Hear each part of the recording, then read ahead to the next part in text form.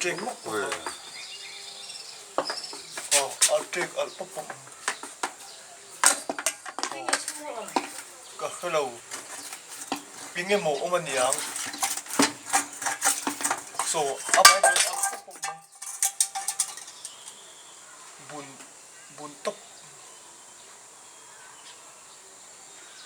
Apa mak gì? Binge mo. Ai aman temi. Apa mak via. Tuy lấy bốc chiêm à. Apa mak việc. Cả khơi bị lâu anh ấy gì à.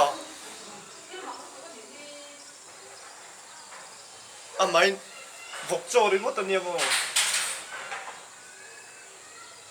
Thì khả năng trek bốc đi mất.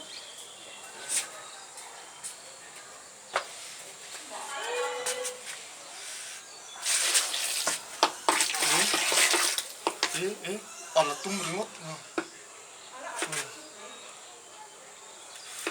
Anh ấy gì à nhỉ?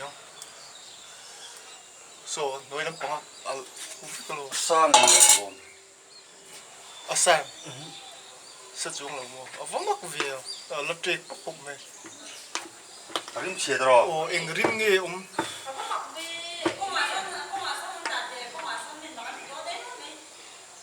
đúng vậy. To là chưa. Trek to là. Ở đây to. To là. Bảy vết gì đi cả. Tự nhiên gì là Vawk Chaw big fan nha. Thế là bốc nữa. Ui, đúng vậy.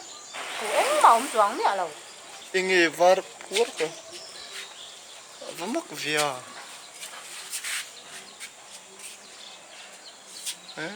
Ngày nay khi đã harap được. Makro.